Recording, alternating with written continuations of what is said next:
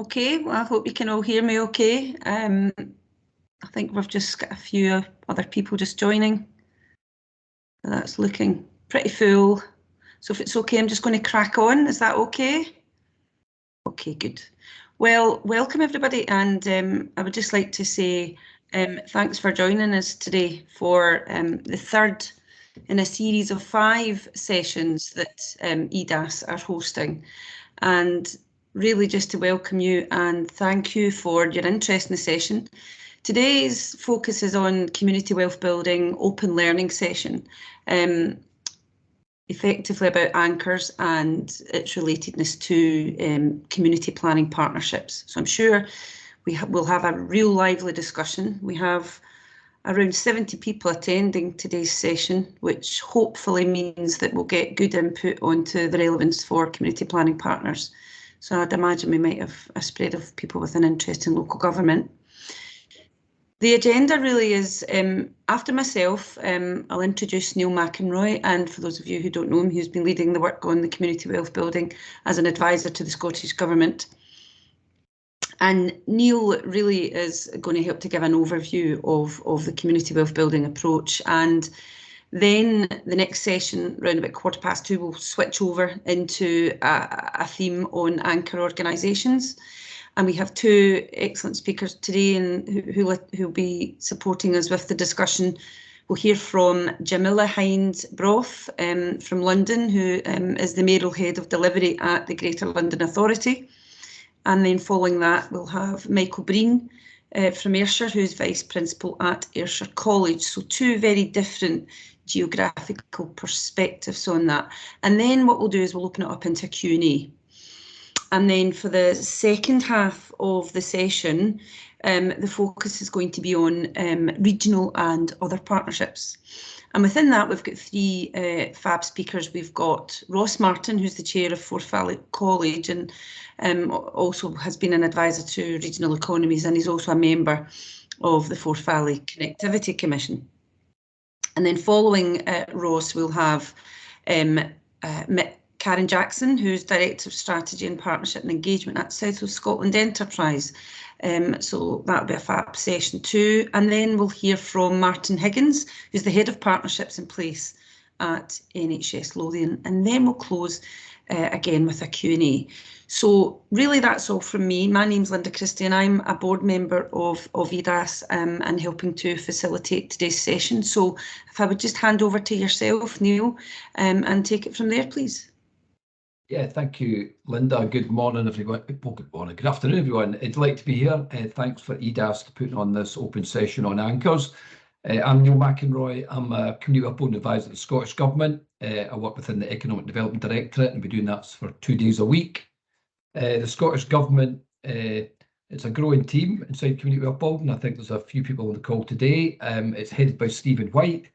We've been supporting the pilot areas across Scotland. We've been working across government, across a range of touch points in terms of policy areas, and also gearing up now towards the legislation, which will probably be later on in the parliamentary term in 2023.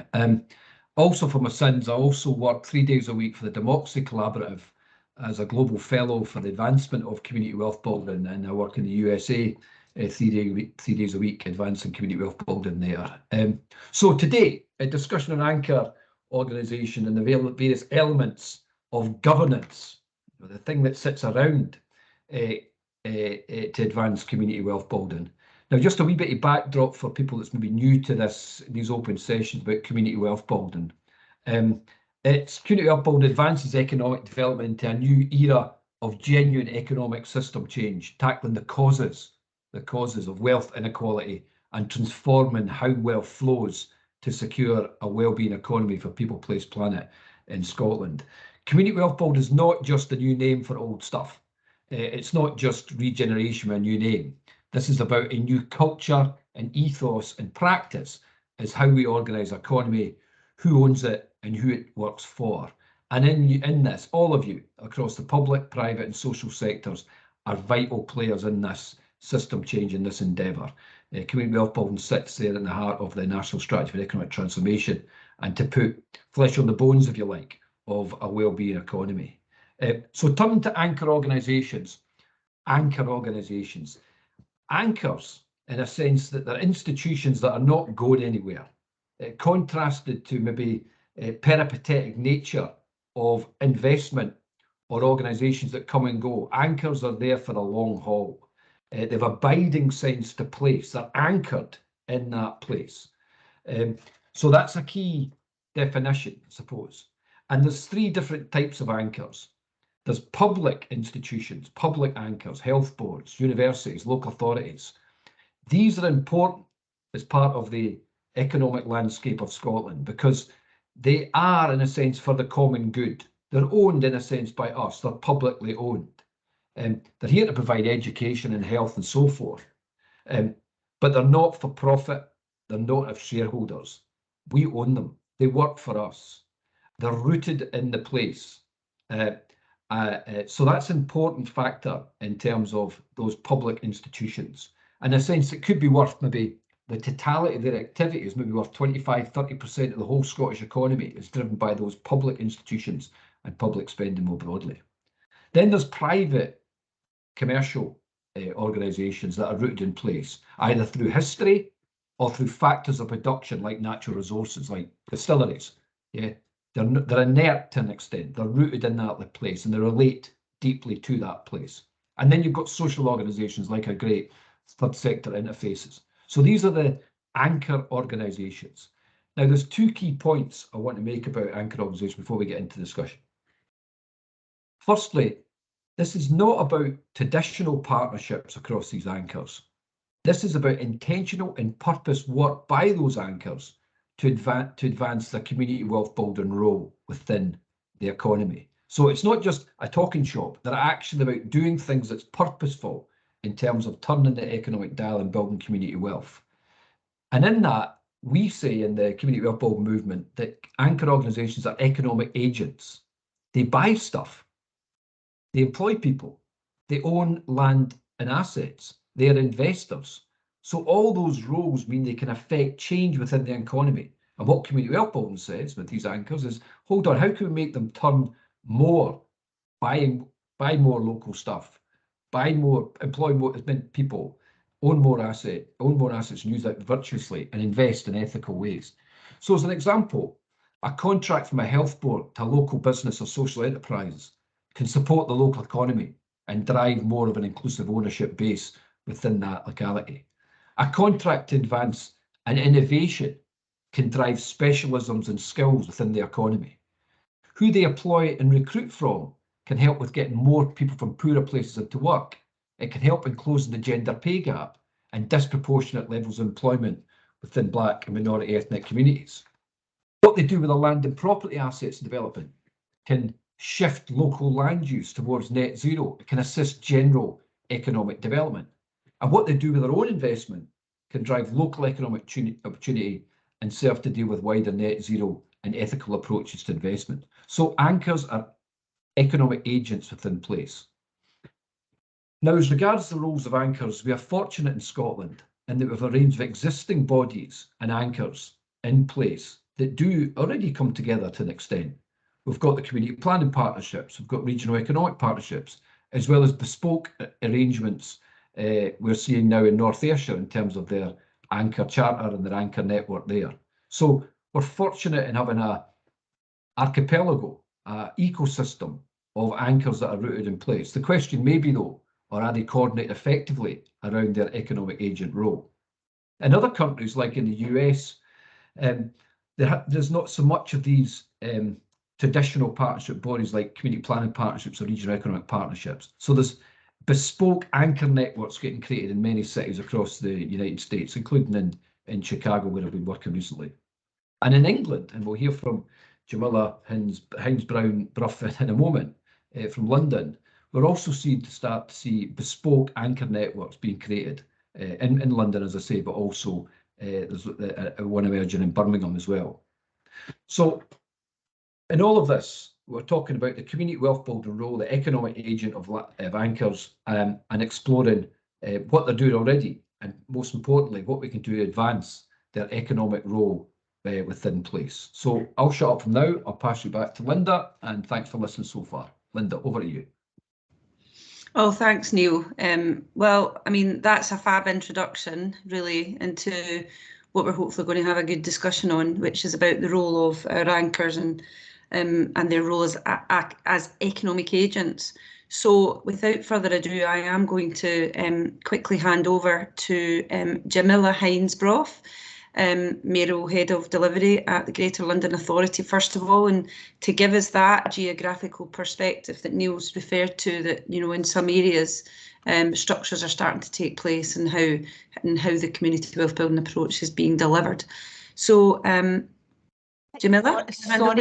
Sorry, Linda, unless I have missed her, I can't see Jamila's joining yet. We've had an issue with her joining just now. Okay. So if possible, if we could go straight ahead to Michael at Airstrike College, that would be fabulous. Michael, are you okay with that? So if we just, if it's okay, we'll just switch that round and we'll hand over to Michael, Principal of Ayrshire, who's going to give us his perspective on the role of an anchor organisation, but from the education sector. On you go, Michael. No, thank you very much, Linda, and good afternoon, everyone. My name's Michael Bray, and I'm one of the Vice Principals in Ayrshire College. And I think Neil's done a fantastic introduction, because I'm going to maybe concentrate on some of the practical aspects of Ayrshire College as an anchor institution within the community wealth building arena within Ayrshire. So, Alison, can you move to the next slide, please? So just really to say and reiterate what Neil said, anchor institutions are organisations that are rooted in particular places by their mission, their history, and back to that point about long-standing. So we're here for a long time. And whether we may change as public sector bodies, there's always going to be these institutions within our local communities. And this slide just gives you an example of all the different organisations that are involved in community wealth building across Ayrshire. And it's now a regional approach. It started in North Ayrshire, but now South and East Ayrshire. So it's genuinely an Ayrshire regional approach. And again, you'll see local organisations, the voluntary sector, the health board, health and social care partnerships, to national organisations who've got an important role, police and fire, etc., etc. So just to show you the commitment of organisations across the breadth of the public sector to community wealth building in Ayrshire. So Alison, can you move to the next slide, please? So just really to say just a wee bit of history here. So very much in 2020 and just around Challenge Poverty Week, Ayrshire College won the first signatories to what was called the Community Wealth Building Anchor Charter.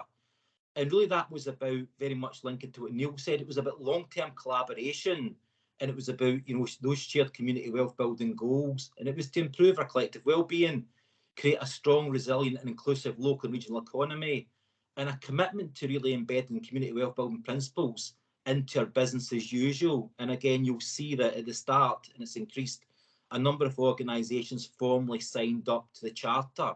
And I'll go through that in a wee bit more detail as a presentation. So really just to show the fact that this is very much something that's been driven by the organisations within Ayrshire for the benefit of a local and regional economy.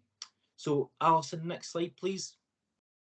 Just a wee bit about Ayrshire College. I'm not sure, I know there's a lot of people on from different organisations, and I'm not sure how much you know about the college sector, but Ayrshire College is one of the largest regional colleges in Scotland, and we've got 3 main campuses in Ayr, Kilmarnock and Kilwinning. And for those who know the geography of Ayrshire, that means we've got a major campus in each of the 3 local authority areas. On an annual basis, we welcome about 13,000 students, and we deliver over 700 courses, and approximately 70% of our courses are further education and 30% are higher education. We've got about 900 staff, and our income is in excess of £60 million per annum. So just to maybe give you a perspective, we're not the biggest public sector organisation in Ayrshire, but we're certainly an organisation of size and scale and reach. So Alison, next slide, please. So just in terms of Ayrshire, they've built on the factors of 5 community wealth building pillars. I'm just going to give you some examples today about 3. So procurement, land and assets and fair employment. You'll see plural ownership of the economies, another pillar, and so is financial power. But I felt it was maybe important today to maybe give you some practical examples. I'm happy in the question and answer session if people want to talk about structures in each of these.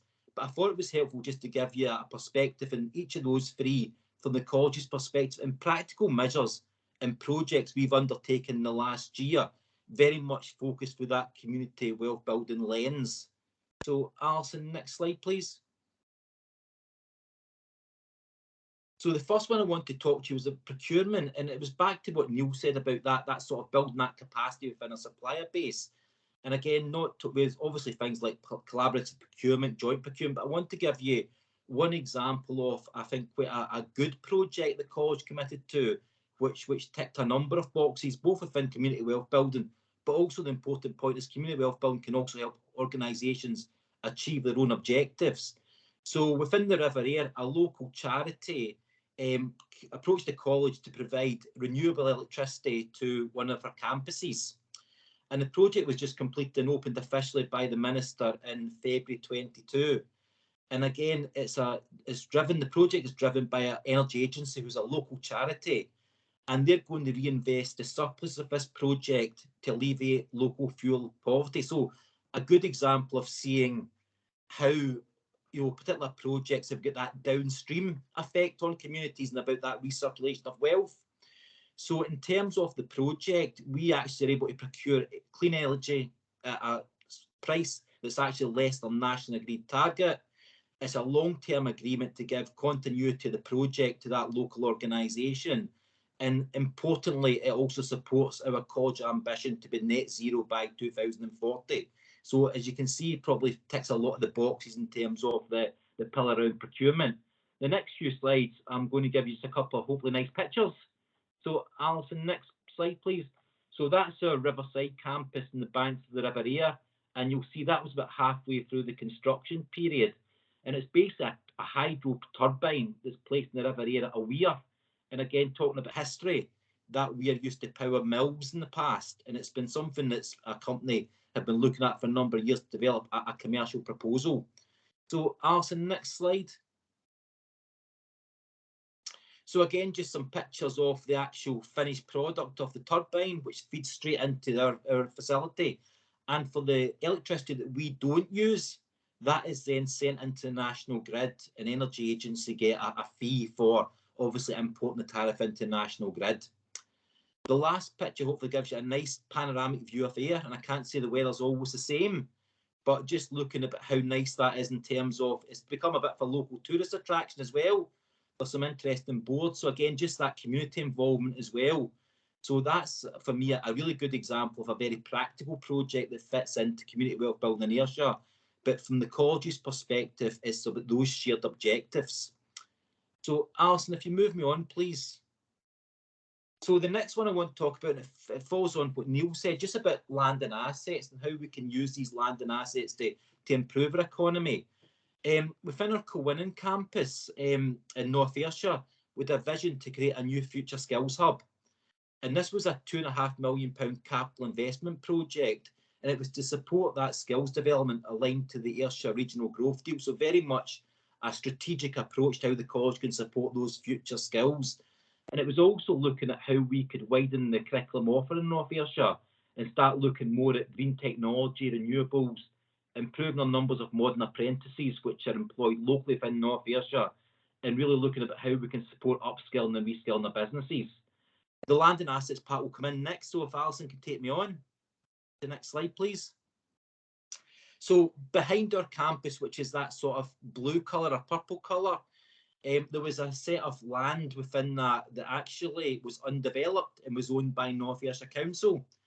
So as part of our community wealth building and looking at land and assets across Ayrshire, North Ayrshire Council were able to support the college in this development by transferring the land, which is sort of a kind of reddy pinky colour.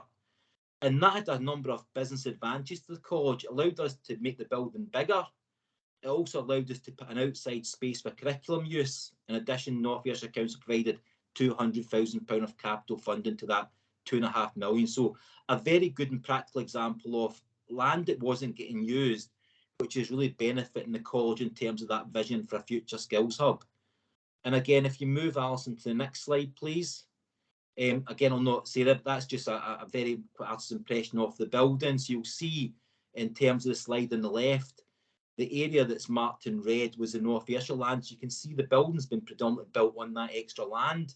If we hadn't have got that land, the building would have probably been a different size and shape, potentially smaller, but very much a win-win for the college and a win-win for the council.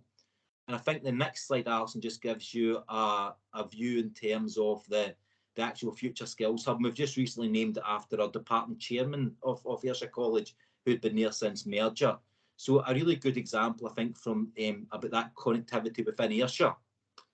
And Alison, I'm just conscious of time, so I'll try and go through next. This is something maybe I'd want to develop in the question and answer session. And that Neil mentioned about fair employment. That's again a key part of the work that Community Wealth Building Commission in Ayrshire are doing. And the fair employment work stream was set up 6 months ago, and it was actually asked to be led by the college. And the remit is to take forward the anchor pledges in relation to that. So it's about working towards becoming a living wage employer. It was to look to seek to recruit locally and from priority groups. How do we make that workforce that we've all needing more diverse, and how does it meet some of our targets in terms of gender imbalance, etc. And also just in terms of the Scottish Government's Fair Work Convention, how we as anchor organisations can demonstrate that commitment, and also how we can work with the private sector to see how we take them in that journey. And again, the last part is obviously about trade union representation. So Alison, next slide, please. So I just wanted to say, maybe pause for a second. So again, the workstream hasn't been operational too long, but 6 months, but we've actually done quite a lot of work to date. We've done a really interesting question and mapping exercise across the anchor institutions. And what that's done is it's allowed us as individual organisations to share good practice. And that's about, for example, about how we use, for example, 2 examples, well, in terms of sharing practice, was increasing our use of credit union facilities across the public sector. So for the college, we probably didn't promote credit unions as much as other organisations, but real benefits for staff and real benefits for building that capacity within Ayrshire, as well as looking at how we support well-being.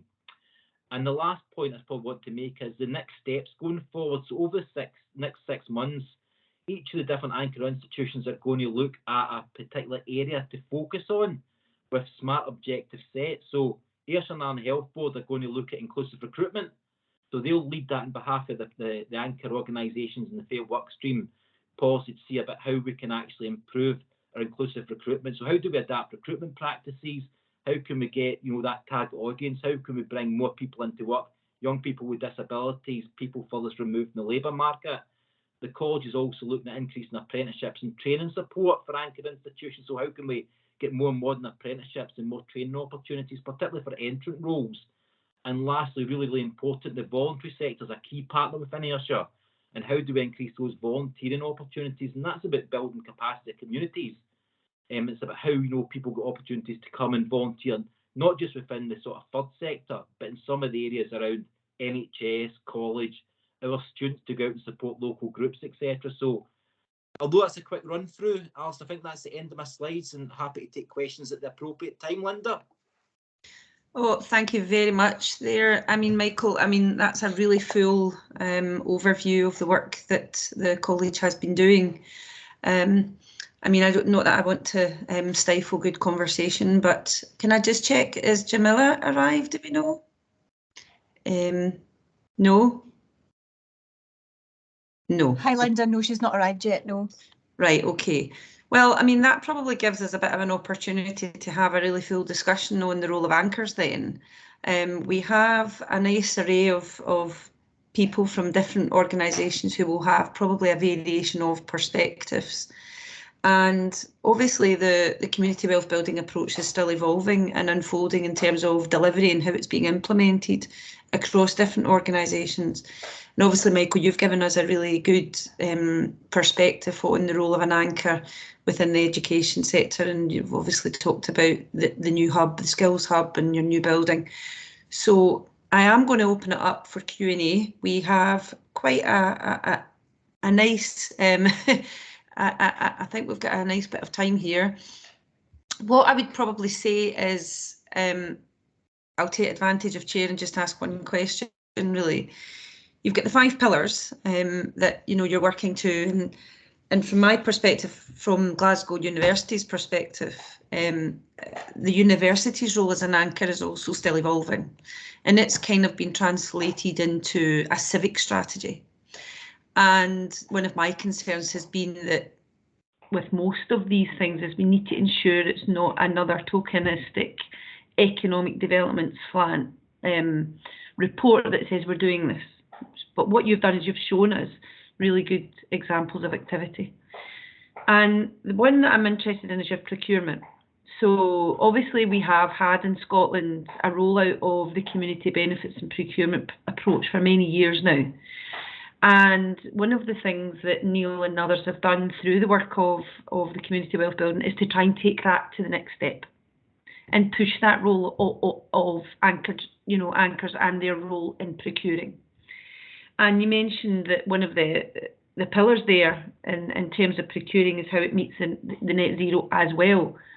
So can you tell me a wee bit more about how your procurement approach is actually capturing some of those traditional community benefits as well as the net zero element? Yeah. Linda, happy to do that, and also given there is a bit of time, if anybody wants to know about the structures within Airstrike as well, because that's probably quite important just in terms of how things are maybe set up. But to answer your question, so each of the work streams, so there's a procurement work stream, fair employment led by the college, and also the land and assets, and they've been given to each of the anchor institutions. So from memory, Scottish Enterprise are leading on the land and assets. I think South Ayrshire Council are leading on the procurement. But you're absolutely correct. We all have got obligations under our public sector duties to put things in our contracts like community benefits. And when we developed the £60 million campus in Kilmarnock, there was a suite of community benefits that were put in there because that duration of contract allowed it. I think one of the kind of aspects that maybe it's worth mentioning is that as part of the work the procurement work stream is doing, they're looking to potentially join it up in terms of community benefits. So it might not necessarily be about the institution that's letting the contract, but something that's of value to Ayrshire. So there's already been some work around that in terms of how can we make this important. There's been a huge piece of work done about trying to increase the capacity, capability and confidence of local suppliers, because that's an issue. You know, the public sector procurement route for some companies hasn't had the best experience. So we're engaging a lot through the economic development departments in the councils in particular on that. And one of the things that we're really conscious in Ayrshire about is we're not looking to replicate the sort of core purpose of each of the institutions. We're looking to build on where we all can add value. So we're not looking to replicate it. I think it was part of Neil's comments. We're looking to see how we can work together to enhance it rather than we all become siloed. So hopefully that's given you a couple of examples, but it's the usual stuff as well. We're looking to do joint procurements. We're looking to make procurement easier. We're looking to, build the capacity. And, and there's some barriers in terms of procurement legislation, as we all know to this. But, we're opportunity. We met the Minister, Tom Arthur, a couple of weeks ago as part of the Commission, and we went over some of the aspects that may help by legislative changes around each of those pillars. Okay, thank you, Michael. I mean, you were nodding there quite a bit, Neil. I don't know if you wanted to comment on any of that.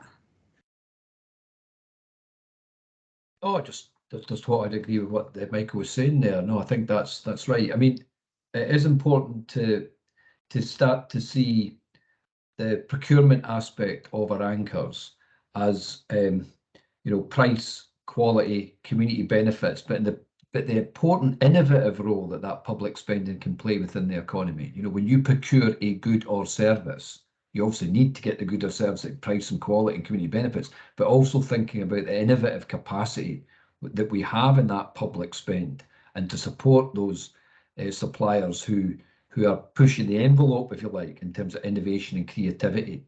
In a sense, the public sector resources, wherever it comes from, could be seen as a ballast, as a driving force for creativity in the economy. And that's how we should be thinking about procurement, not just the end transaction we get, but also that wider catalytic va-va-voom that it has.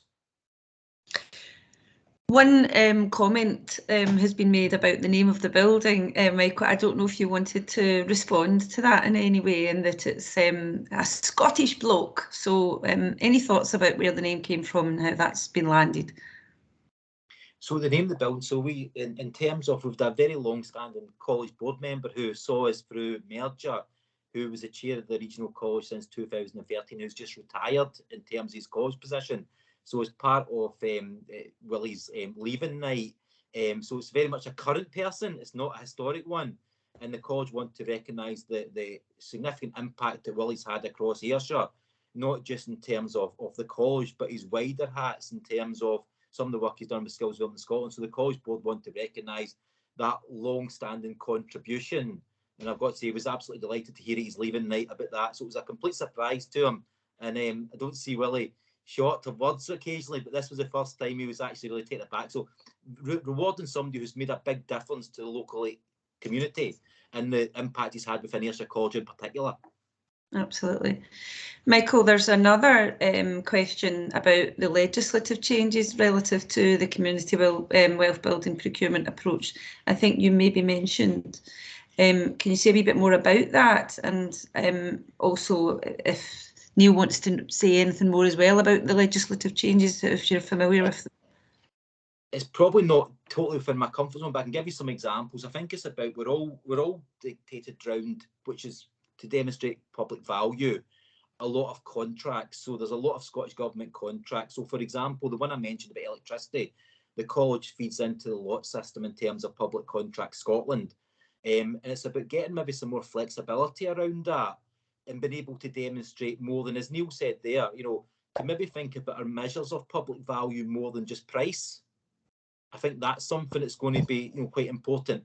But also, I think just around how we can potentially support more local people entering into this. So how do we incentivise them to do that? Procurement, I think, has always been, and one of the issues, again, that we spoke about at the Commission was there's a really ambitious plan within North Ayrshire to put a solar wind farm in a previous landfill site. So we're identifying some of the barriers to, you know, feeding into the national grid and that, and the time it takes. So there's some practical issues across those pillars, not just procurement. There's some practical issues, and then when you think about land ownership, there's obviously a complicated system in Scotland around land ownership, compulsory purchase, and how we can incentivise, you know, those derelict pieces of land that usually in a lot of places keep very prominent aspects of local towns and cities, about how we can pursue that. So I think within the context of just this community wealth building, it's about the powers that public sector organisations will need to maybe make those changes in a shorter time frame. I mean, Michael, it's really interesting, the legislative element of procurement for large organisations, because Public Procurement Scotland has made fabulous progress over recent years from the early days of when I was procuring. We're talking 10 years ago in local government, massive contracts that we procured, and it's come way on now. But what is clear is that through procurement, in order to have SMEs or smaller voluntary organisations get access to procurement, it's often about the packages of the procurement, and really that's what it comes down to. Because when a large piece of procurement is being progressed for a large infrastructure development, for example, there are various services and skills that are required, so it can be packaged.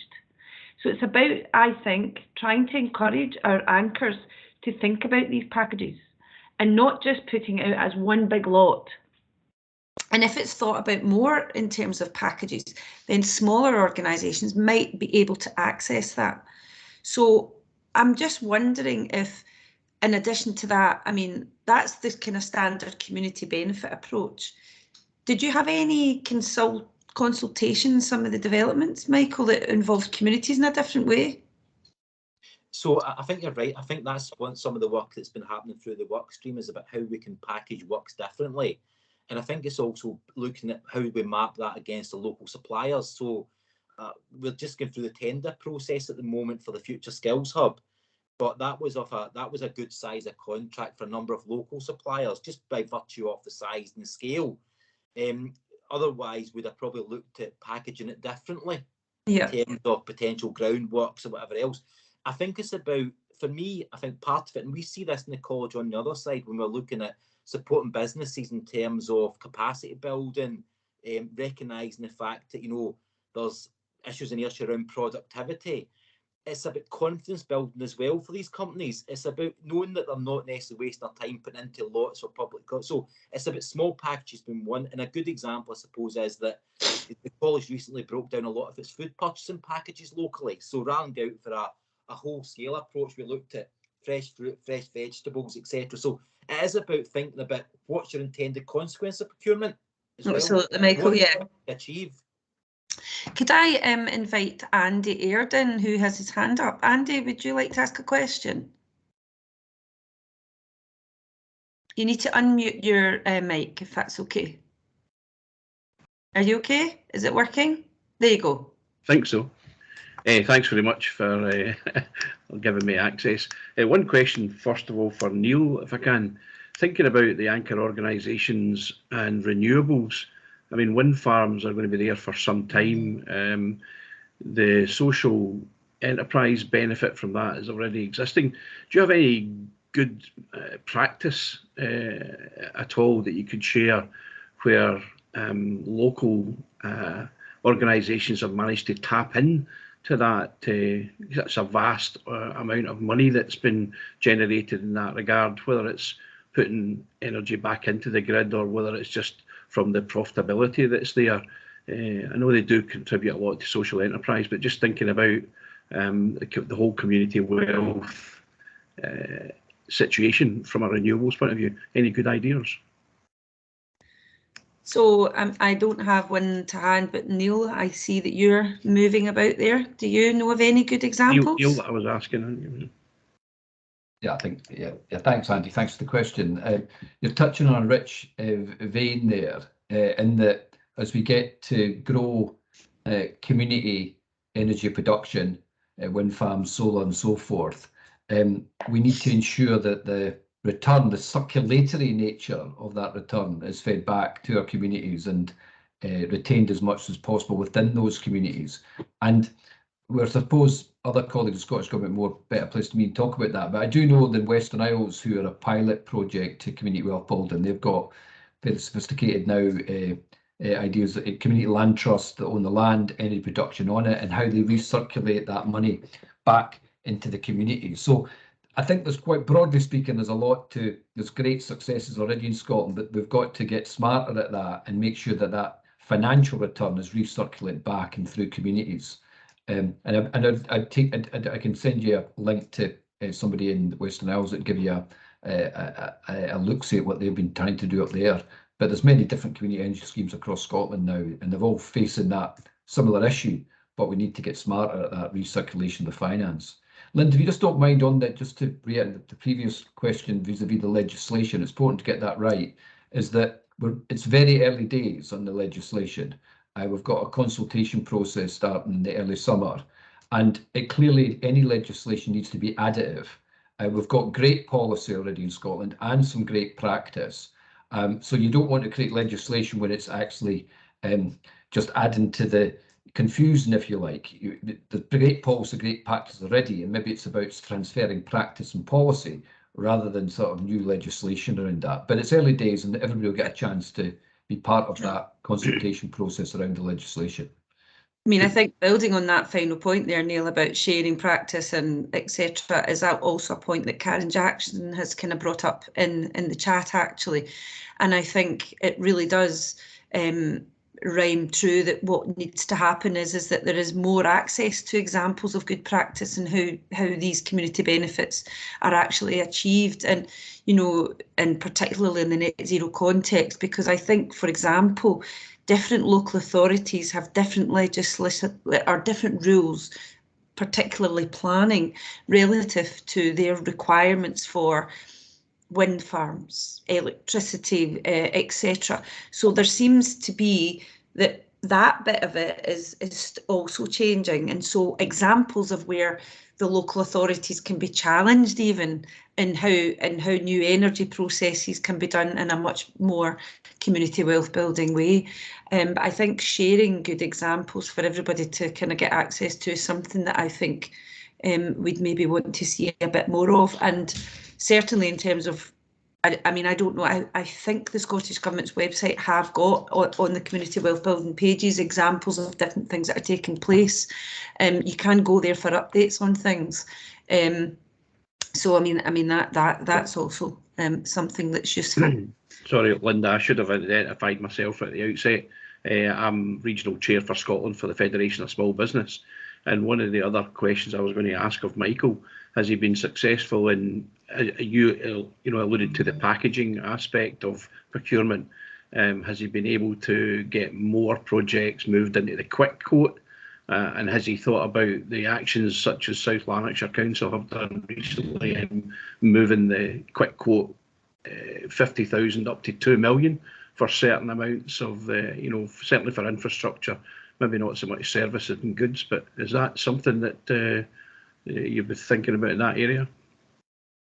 So, Andy, I'm not in the procurement group, but I'm obviously in the commission as well, so I do hear those examples of good practice, and there has been a lot of work done to split down packages, we said, into lower ones, and they've certainly, and I wouldn't be able to tell you the thresholds just now, but I'm aware that they have been looking at altering quick quotes to make it a bit easier for people to do and make that, so it's maybe something that I'm probably not the best person to give it, but I know there's been a lot of work done by the procurement leads across those organisations, not just to look at from their own organisational perspective, but to actually look at collaborative and joint procurement going forward, as well as looking at systems like quick quotes that would support the achievement of those targets.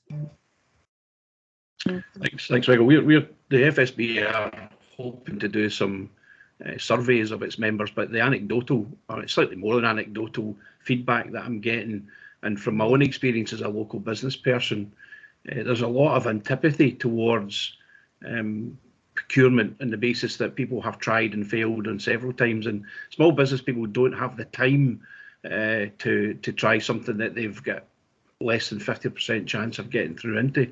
So you've really got a kind of paradigm shift of culture there to work against, and that's going to be probably your biggest obstacle of embracing or engaging with more local businesses, and that their past history hasn't been good. There's been a lot of work done in it, obviously, but that is a key feature. And what some businesses give me back, the feedback is that it's the attitude of the buyer is very old-fashioned in its approach, and that it should be a joint, let's try and make this happen, rather than we've got the funds, we're spending them, you have to jump through all our hoops. Thank you, Andy. Having the FSB have a view on that is also very important, because obviously, if we think about, access to procurement from a small business point of view, it's challenging. So we have lots of good examples that are being shared in the chat. So can I just ask people to have a look? I'm not quite sure how that information will be shared. I can certainly ask Alison and Elaine and others if that will be distributed, and I'm sure it will be. There's some really good information there in the chat. Just to remind people that the chat, obviously we've had one speaker who unfortunately hasn't been able to attend this session, and Michael, your chat, was really about the focus on, you kind of gave us good examples on the procurement end, but we know that the pillars are, across an array of examples. Before we move into the next session, is there anything we can say about any of the other pillars, maybe on the employment side, that you could share relative to progress in terms of, deliverability of community wealth building in that context? Absolutely. I think that in terms of fair employment, what I will say about is that the work stream was the last one set up just in terms of that. So we're only 6 months in there, but there's a real willingness to, particularly if I put my college hat on as well, this is also about workforce planning, identifying future talent, but as organisations, so within Ayrshire, of the organisations that are rooted in Ayrshire, i.e. the jobs will purely be in Ayrshire, there's over 32,000 public sector jobs, which we consider that against the private sector in Ayrshire. Well, we've got big employers and we've got a lot of small businesses. That's a significant number of employment opportunities, which are good jobs with good conditions, good salaries, etc. So what we're looking to do is also think about it wider.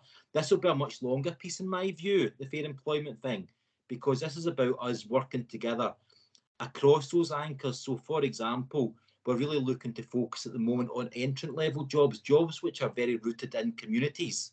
So local jobs. So for example, staff and facilities, staff moving into admin posts. So how do we increase that diversity, and how do we increase that? Because one of the things that we did share amongst each of the groups was we're all struggling in this pandemic to recruit new staff, which is counterintuitive to where we felt we're going to be. So we're all advertising vacancies and we're not necessarily getting them filled. So we're looking at how we would actually get down more an inclusive recruitment process led by NHS. So how do we actually do things different? How do we reach out to communities better? You know, we've got My Job Scotland and various other things in terms of how we apply for jobs. That doesn't always work. So there's a real willingness to try and turn its head recruitment practices and to set some objectives about how we can bring people into our workforces that probably wouldn't apply traditionally. So how do we focus? How do we identify our priority groups? So one of the other priority groups we're looking at is about people return to work after having children. How do we get them back into work?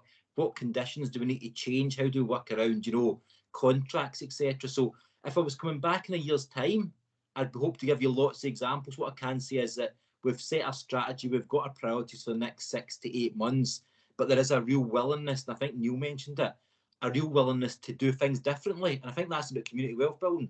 It's how do we do things differently? And how do we actually evidence, and back to what Andy said, how can we evidence that change and then use these examples to bring people with us, both within the public, voluntary and private sector?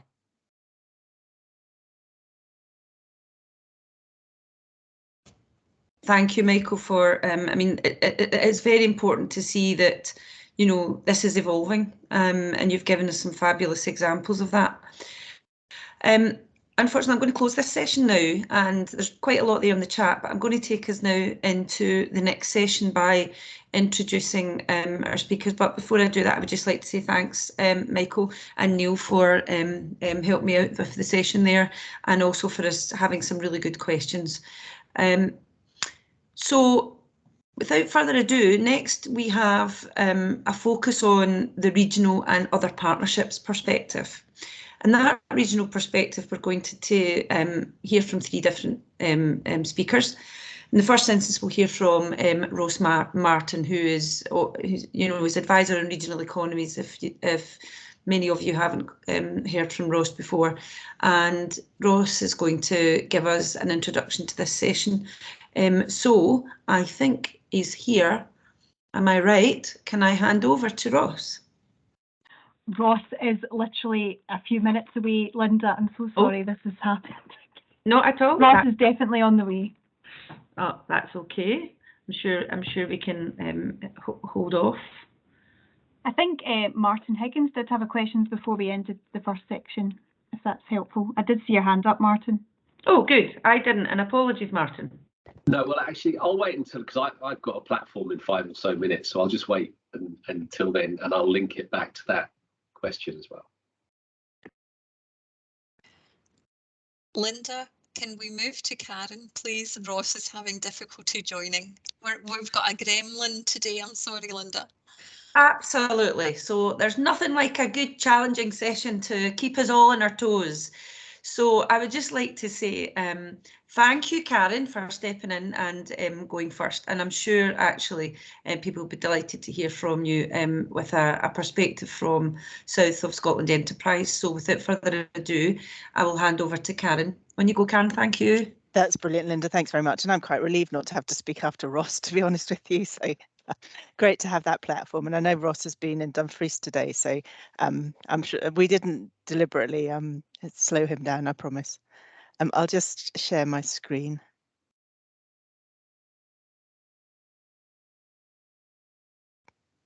Sorry, it's that slight nervousness. Is that working for people?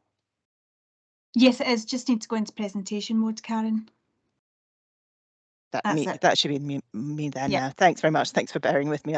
I think even after two years of this, I'm still no further forward on how to do the technology. So great to have this opportunity. I'm Karen Jackson. I'm Director of Strategy, Partnership and Engagement at South of Scotland Enterprise. And what I want to do is just talk to you about the work that we've been doing around community wealth building. So our initial focus, how we've incorporated that into our regional economic strategy and what we're doing now, both in terms of action, but also our ambition to do more.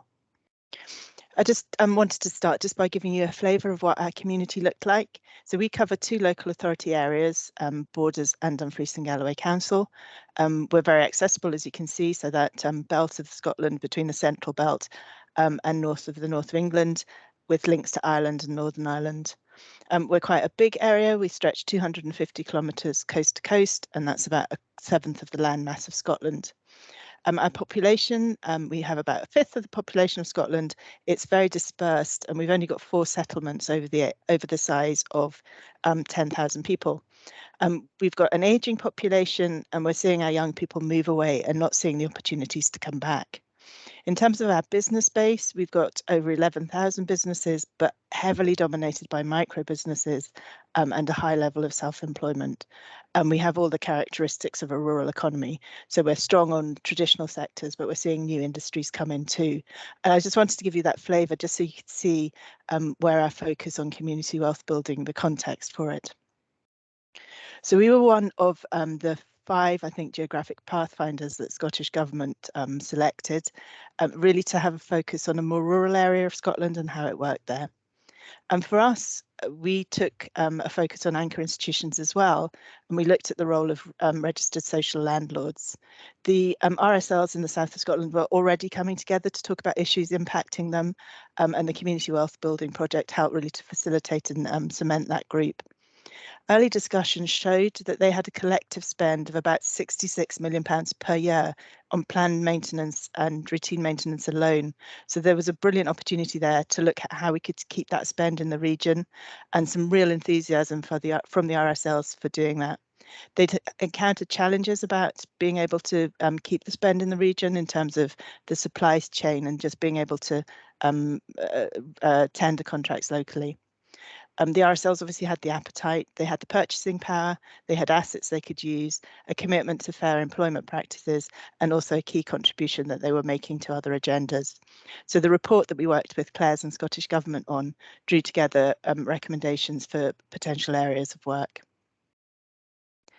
The report captured a range of practical recommendations, some very immediate and some longer term, some relatively straightforward and some pretty complex. We grouped them into 3 areas. So the first was around procurement practices, and we picked up some of that in the discussion that's just taken place.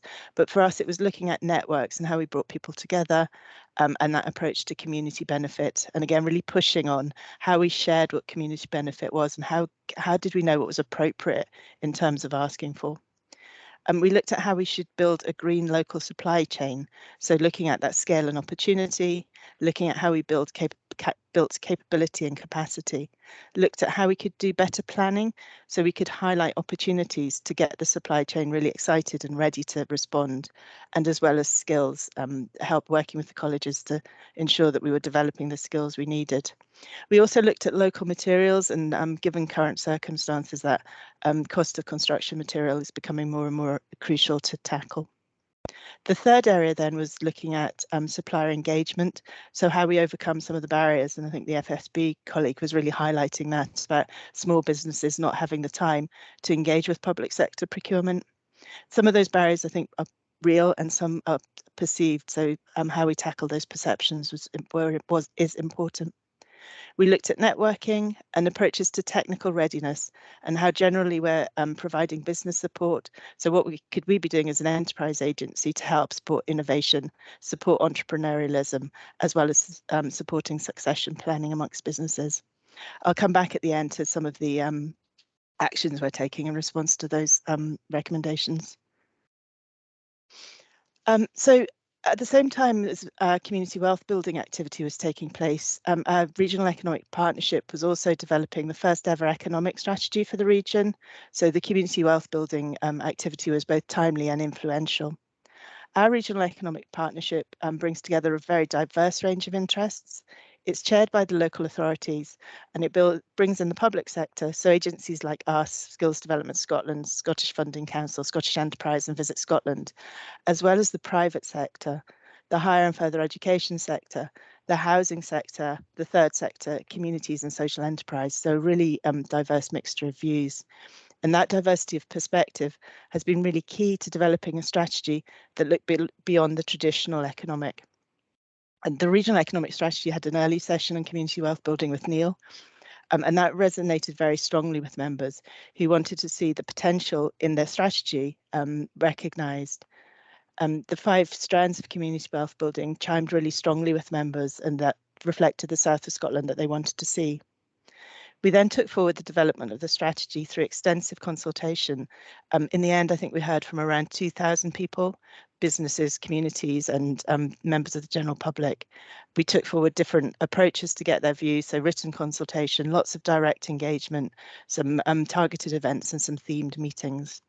And that shaped the focus of the strategy. It made it really very clearly and strongly rooted in the south of Scotland. And it was interesting through that community consultation, 4 themes came through really strongly that people wanted to see run through the strategy. So that was about sharing prosperity, making the most of our potential, thinking differently, and pioneering environmental responsibility. And as you can see, all of those are very relevant to the community wealth building agenda. So we captured all that consultation in a strategy that was published last September. And at the centre of that is a clear vision to create a green, fair and flourishing region by 2031. It's got 6 themes captured in a strategic framework about skilled and ambitious people. So what we need to do to look at access to skills and training, how we attract talented and retain talented people, what we need to do to prepare for the future of work, and how we build lifelong learning and opportunity. It looks at how we need to be more innovative and enterprising as a region, so a focus on research and innovation, enhancing business support services, activating business networks and interaction, and then also creating those flexible and accessible workspaces that we need in a post-COVID world. It picks up on rewarding and fair work, which draws out how we grow and diversify our economy, how we attract new investment, improve productivity and competitiveness, and importantly, securing fair work conditions and wages. It highlights the creative and cultural excellence of our region. So it celebrates our creativity, looks at how we should champion a new regional identity, what we need to do to invest in the regional economy, and also how we boost our culture and heritage assets. The 5th theme then is around green and sustainable, looking at our natural capital, looking at the economic opportunities that come from net zero, how we improve the efficiency of our homes, and how we and the specific commitment here to support community wealth building, including growing regional supply chains. And the 6th theme then focuses on thriving and distinct communities, which explores how we revitalise our towns and rural communities, how we create and sustain high quality and affordable homes, how we enhance our connectivity, both physical and digital, and then what we need to do to support communities and to support social enterprise. So from that really fast run through the themes, you can see that community wealth building and all its elements weave through that strategy.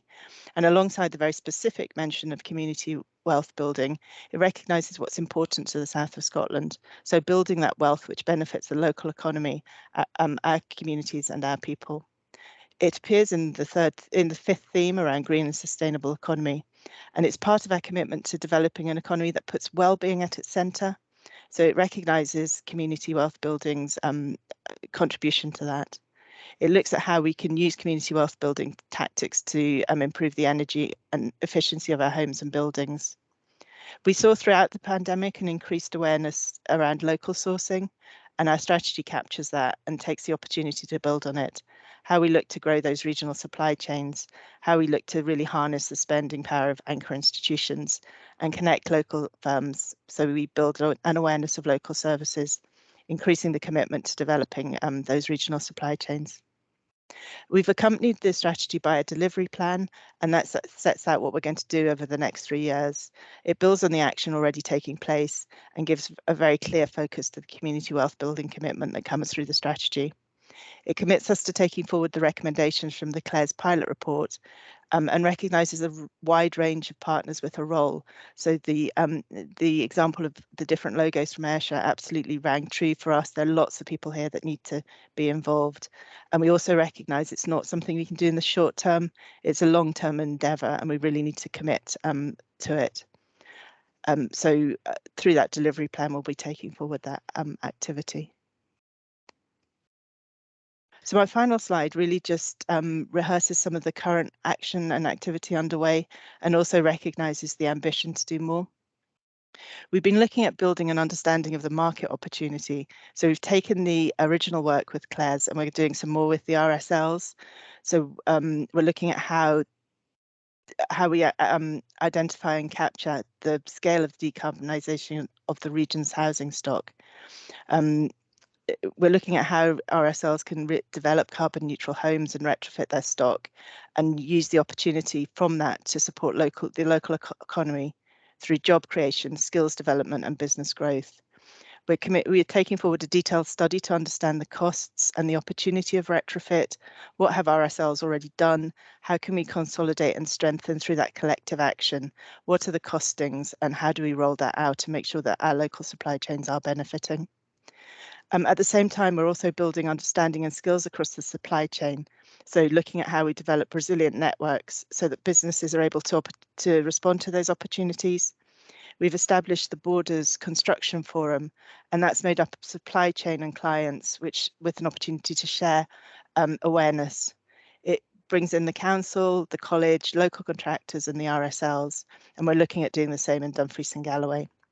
We've ensured the forum is properly supported, and we're using a organisation called the Southern Uplands Partnership, who are running the forum, doing the kind of organisation, but also sharing information and making sure they're surveying the members to understand the support they need.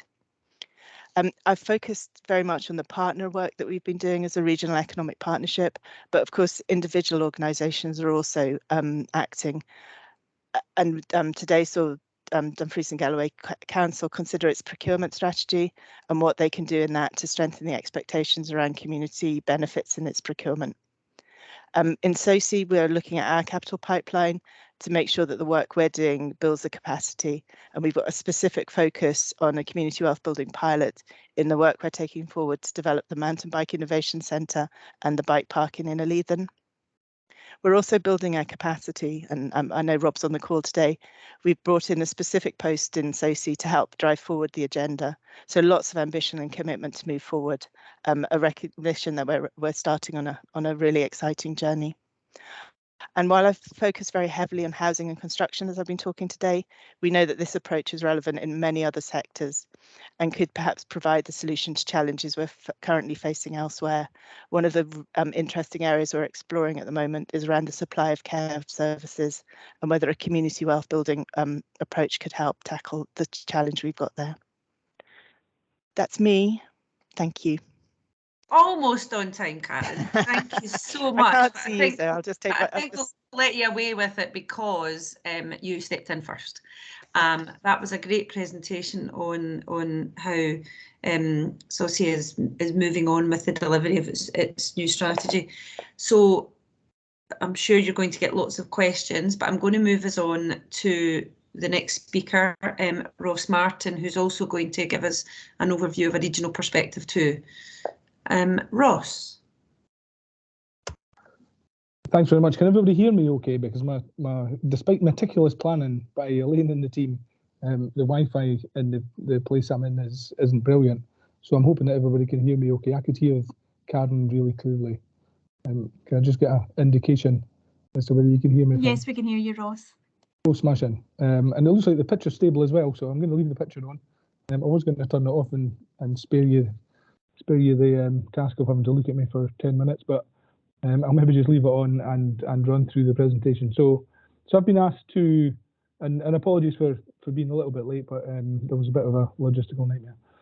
And thanks for Karen for stepping in. It was really useful to hear Karen talking about South of Scotland, because I've just come from Dumfries, talking about the regional economic strategy with Dumfries and Galloway College and UWS, the local authorities and others, looking at the role of anchor institutions within that setup. And that's essentially the approach that we've taken in Forth Valley to develop the whole CWB platform and how we do that within the regional framework. So I'm just going to run through a bit of background and context in terms of regional economic policy, the work that government have been doing, and I was obviously involved previously in that, how that creates the context for regional level working in places like Forth Valley, or indeed any of the other 9 emerging regions across the country, and then focus in on some of the specifics around the opportunities and the challenges for CWB working.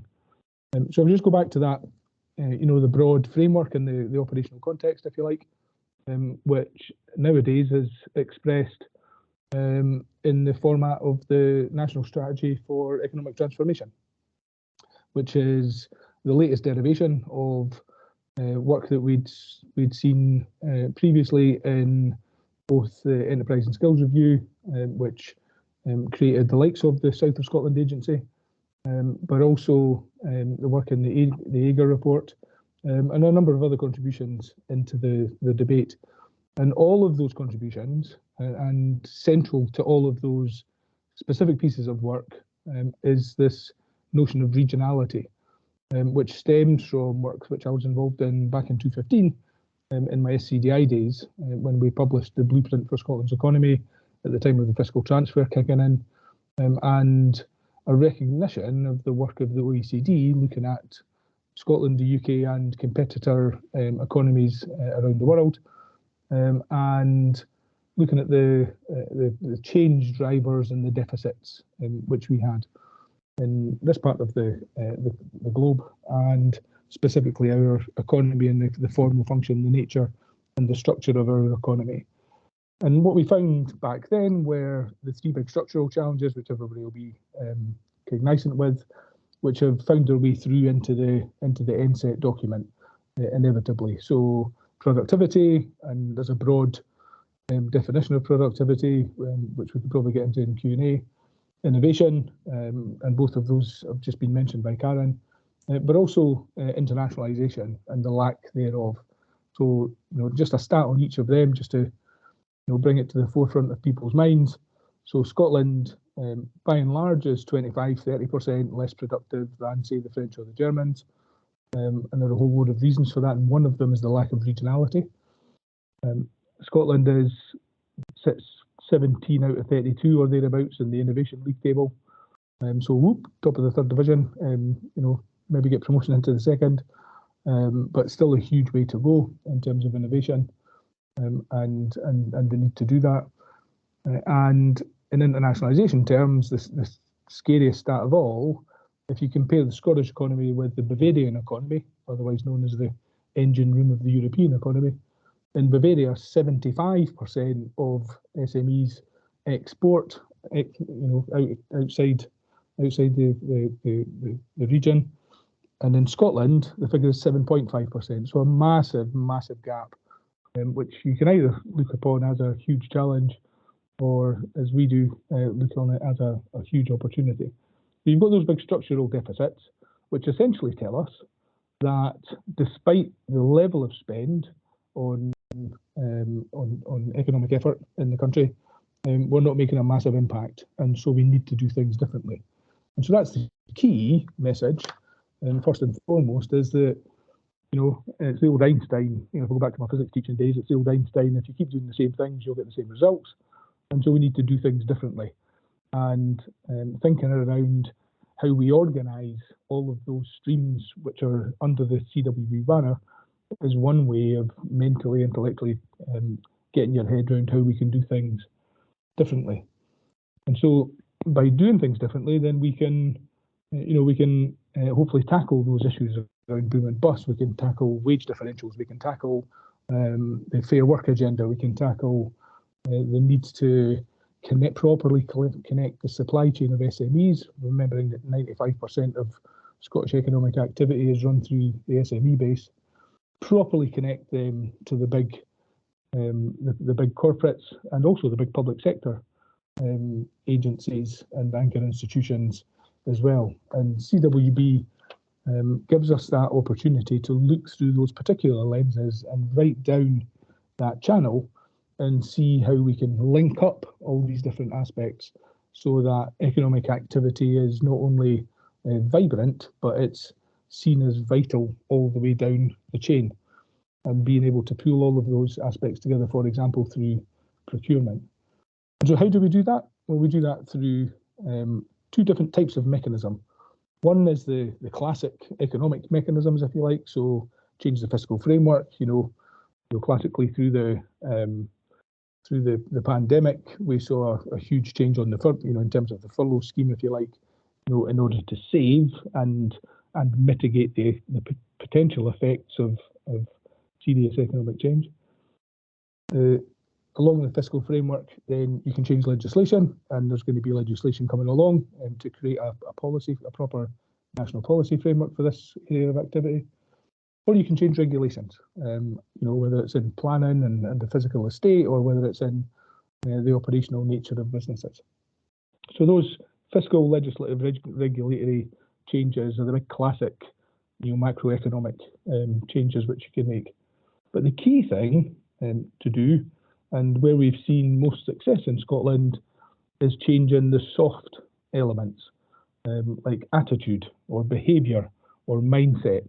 And where you can change those things, then you can really start to have an impact at the smaller level, and really get in amongst the issue about CWB. So in the Forth Valley, what we've sought to do is to bring all of the big players together, whether it's the big public sector anchor institutions like the 3 local authorities, Clackmannanshire, Falkirk and Stirling, the Forth Valley College, the University of Stirling, the NHS in Forth Valley, etc. Take all of them, bring them together with the big industrial players, everybody from ENEOS in the petrochemical complex down in Grangemouth, through Alexander Dennis, the world's biggest bus builder, and actually driving, forgive the puns, you can't get away from it in transport, driving the journey to net zero in terms of electric buses. So a couple as I was making my way here, and hydrogen buses, all right through to Diageo over in Clackmannanshire, and pulling all of them together with the social economy and saying, okay, there's a certain amount of economic activity in this area. How do we best aggregate it up? And at the same time, how do we keep more of it in the local economy? And so we're beginning to do that through the Forth Valley's emerging regional economic strategy, just the same as the south of Scotland has been doing. But we've chosen 3 similar but different pillars because they are authentic to the place of the Forth Valley. So net zero, obviously, and you know, if we can't decarbonise Grangemouth, we're not going to decarbonise Scotland. So let's get on with it and be quite bold. And we are. So ENEOS, for example, are investing $1 billion in hydrogen production. The second area is productive innovation. So we've taken productivity and innovation together and said, how do we make our processes more productive through the use of innovation? And the third area, and hence the topic for today, is how do we create a wellbeing economy by driving inclusive growth by using the mechanism of community wealth building. And so it's absolutely centered, you know, it's as important as those other 2 pillars, net zero and productive innovation, and it's the mechanism by which we can drive these other 2 pillars, because it's the mechanism which brings that SME base into contact with the big public sector anchor institutions and with the big private sector industrial players as well. And so by organising and structuring ourselves in that way around those strategic themes, with a clear line of sight from how do we get from A to B, where are we going on each of those transitions, and how do we involve as much local economic activity as possible, then the key element for us is to recognise, the same as at national level, where for the first time we're recognising regional economic diversity, you know, the difference between what goes on in the Forth Valley, what goes on in Ayrshire, what goes on in the borderlands, to what goes on in the North East or the Glasgow City region or the Capital City region. But within the Forth Valley, recognising that the local economy of Clackmannanshire is different from the local economy of the Falkirk area, which is different from the local economy of Stirling, and they all bring the different attributes. And so the CWB process, which has been begun by Neil, who's obviously much more expert at this than I am, begun by Neil and colleagues in Clacks, is now seeping its way out across Stirling and then into Falkirk as well. So we can drive through some of the big investment plans, the Stirling and Clacks City Region deal, for example, or the Falkirk growth deal, some of the big private sector investments like the ENEOS, like ADL, you know, like Diageo, and use that in a way which is going to be supportive of and driven by the community wealth building methodology and the different streams which had previously been described by other speakers. So that's the overall framework in Forth Valley. That's how we're trying to organise the regional economy, how we're trying to identify the key characteristics, make the most out of them, support them, drive them, enable them, and using CWB alongside our journey to improve productivity through innovation and our journey to net zero as well. And so they come together in that way and provide that lovely context for the work that we're talking about. Thank you. Thank you, Ross, and also thank you for everyone's patience. We have one more speaker to hear from, and that's Martin Higgins. And Martin, it'd be great to have that other perspective. We've heard from a national agency perspective, we've heard from education sector, we've heard from Ross, who's given us that kind of an overview of the regional perspective. So it'd be great to hear NHS Lothian perspective. Thanks, Linda. Thanks for the invitation, and it's nice to see everyone. I'll try to keep this really quick because I think Q&A is probably more useful, and I can always come back another time. So a bit of context and a couple of observations for this. In the chat, I've just put the Health Foundation's kind of like graphic that we've used within NHS Lothian to organise our kind of thinking around setting up as an anchor institution, which is something that we committed to about a year ago. We thought about it in terms of it fits with public health priorities around, you know, looking at social determinants of health, economy, income, education, housing, all of those things to address inequalities, part of a pandemic recovery, and also recognising what Neil and others have sort of talked about earlier about the significance of a large public sector organisation. In our case, we kind of have a budget somewhere around 1.7 billion and 35,000 people employed. So we have an anchor institution program board, which is chaired by the Director of Public Health, and I work in public health too. We facilitate stuff because actually the key people are our Director of Finance, our kind of procurement lead, our Director of HR, and so on and so forth. So they're all on our board. Around each of those kind of 5 pillars, we've got kind of action now. So we've got a big stream of work around thinking about how we use land and assets. So we've got a big site in central Edinburgh, and we're trying to think, how do we use that in a way that isn't just about housing, but actually what's the social value? What's the long-term population health improvement from developing that site in a different way? To do that, we're going to need help nationally, because national policy around property transactions handbook, for example, which the NHS has to adhere to, that currently says basically be transparent, but get as much money as you can so that the site can be developed in the NHS and so on can be funded. We're doing stuff around living wage, community benefit clauses, small things. We're trying to get our NHS house in order. So that's part one of what we're doing. That getting ourselves in order takes us then into our partnership space, and this is where public health colleagues are really important. So each of our 4 community planning partnership areas, there's conversations going on around this sort of idea of whether it's community wealth building, well-being economy, inclusive economy, all of these things. Particularly advanced in Edinburgh and West Lothian, but very different in Edinburgh and West Lothian. So in terms of some of the conversational questions for today, is that difference? How do we recognise that difference?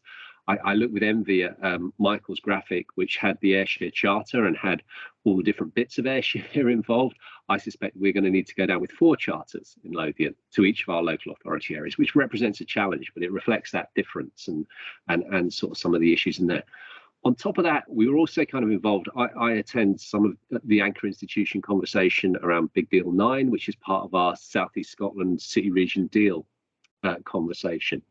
And I put my hand up earlier because I think it was maybe Michael that talked about workforce. And one of the things that comes if you go to community planning partnership conversations about community wealth building, if you sit in the NHS in Lothian and go along to meetings, and then if you go to a City Region Deal meeting, everyone talks about workforce. Everyone talks about workforce planning. There's a paper at the City Region Deal which is about the health and social care workforce. For me, there's a kind of issue here about how do we avoid duplication? You know, how do we kind of actually clarify within this sort of multi-levels of governance, and there's no kind of template for doing this right, but how do we actually kind of like ensure that we're not wasting resource? Because all the brilliant energy and the right stuff around community wealth building and the role of anchor institutions can easily kind of get lost if we kind of go up blind alleys. And it's very easy to do that because lots of people have got agendas to move on. I think that broad issue of there's lots of policy, whether it's community wealth building, whether it's and lots of it's complementary. I do understand that well-being, economies, anti-poverty work. A lot of us are involved in work around child poverty as part of our day job, certainly within the NHS and the local authority and third sector partners. This sort of thing, I think, is really quite challenging because we can kind of drown in good intentions. So how do we kind of like keep ourselves focused on the right things to do? Within that, I just, that point is 32 local authorities, 14 area health boards, 31 IJBs. I think there are 12 variants of city deals, city region deals, or growth deals. How do we make sense of all of that? The governance, the partnership, the prioritization. I won't say any more. I'd love to come back and talk another time, but maybe that's given us 7 minutes for questions. Oh, Martin, I was quite impressed there with how you managed to get through that really quickly. Right, we don't have much time, but so I'm going to go straight on in and open up to Q&A and have some questions. Martin and others, you've mentioned a few things. So you've mentioned there about how the large organisations can make sense of the governance and different elements there. That might be a good one to start us off with in the Q&A, and whether or not others would like to contribute to how we answer that. So I would maybe say let's take it from a large regional perspective. Maybe Ross, would you have a view on how community wealth building anchor institutions muddy their way through the issue of governing this? And helps if I unmute myself. So one of the other projects I'm involved in at the moment is looking, and hence being down in Dumfries this morning, is looking at the role of colleges as anchor institutions in their regional economies. And we're doing work with all colleges across the whole country. And interestingly, what we're seeing is some commonalities and some real differences, obviously, but depending on the region that we're in. The common features are that by and large, the leadership of colleges and their partner anchor institutions are really keen to get onto the front foot with this stuff. But B, the organogram for each region is a spaghetti junction. There are any number, a plethora of tables to be sat at, of meetings to go to, of organisational structures and forms and functions, which in each region needs replaced by a much more streamlined setup. And that's what the regional economic partnerships are designed to do. None of them yet playing that role in full, some of them a little bit further down the track than others, but being able to articulate what the strategy is, who's responsible for delivery of different aspects of the strategy, how do you maximise the bang for the buck in different areas, and therefore how do you drive the CWB mentality right throughout the supply chain as you do that, and right throughout the mindset as well. So clarity of function, purpose, role, through singular decision making is probably going to be key for everybody. Okay. There's also a little bit in the chat that Neil's kind of responded to about the good point that someone has made, that basically Michael mentioned about going down potentially, blind alleys and getting a good focus on the right things to do. I mean, let's take it from a national let's take it from a large organisational perspective and a new let's look at South of Scotland Enterprise, Karen. Would you say, if you get anything where we can say about how we can ensure that for areas, what would you suggest from a regional point of view instead to avoid going down blind alleys? How can they get the focus right? So I've lost sight of the chat, so I apologise if I'm ignoring the points that are being made. So I think Neil at the very beginning of this said it was new and it was different and we needed to do things differently. So occasionally I suspect we will go down blind alleys and occasionally we will get things right and get things wrong. And I think what's important is taking the learning from that. So networks like this are really important. So we share the learning so that we're making our mistakes, but we're learning from them. I think what we've seen in Ayrshire is brilliant, and as a area that's not quite as advanced, really keen to take that learning. I think that idea of an anchor charter is really interesting, and what can we be doing in the south around that? So I think my short answer would be, let's not be afraid of blind alleys, and let's take the learning from them. Yeah, I think charters are something that, you know, we can kind of learn from and see if others can do it, and in a sense see if that commitment can be fulfilled. Taking advantage of role as chair, I'm going to ask one question that really kind of relates to something that all the speakers in this last session have referred to in terms of the NSET. We've got a new national strategy here, and so I would just ask, how can community wealth building then, is there something that we need to be thinking about that should have a renewed or a refreshed focus or a different emphasis from what's being spoken about in the NSET across its, you know, 6 themes? And in particular, there is one theme, you know, that does mention in the NSET about productive businesses and regions. And so where does community wealth building fit within that? I suppose that might be a question for Neil, maybe. Well, Linda, you're putting the hard ones till last. I know it's a hard one, right? It is a toughie, Look, but everybody's having to start thinking about it. So give it a pass. I mean, the NSET is a strategy, you know, which needs to live and breathe, and I think the community wealth building is a means, a practical means. It's all about practice, those 5 pillars, to turn it down those 5 pillars, a practical means to make some of that strategic thinking sort of come alive. And I think we're seeing it come alive in our anchors. We're seeing it come alive in colleges. We're seeing it come alive in health boards and health institutions. We're seeing it come alive in local authorities and the communities. And I think that's the kind of key thing here. I think strategic ducks in the row are correct, but ultimately community wealth building is what we can do tomorrow. And we can do things tomorrow. I think as many contributors have added to. And it's like that. I think it foreshadows bigger change. It's snowballing. It's epiphanies of possibilities that can show the bigger change, and we just need to get cracking on that. And I think we all kind of realise that in a way, but it's important that we give it recognition as a practice, intentional thing we can do in our institutions tomorrow, today. Neil, I think I can't add to that. I think that's a great way to kind of wrap this conversation up. I suppose one thing I would say in the NSET, there's not as much emphasis on the inclusive growth element. That would be my first thing. And then second, there is this big emphasis within it in terms of green productivity.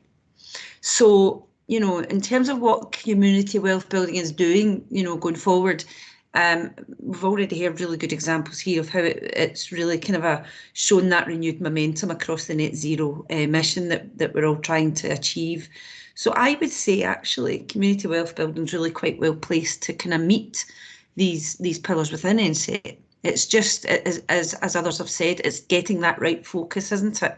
And it's going to be kind of suck it and see for a while.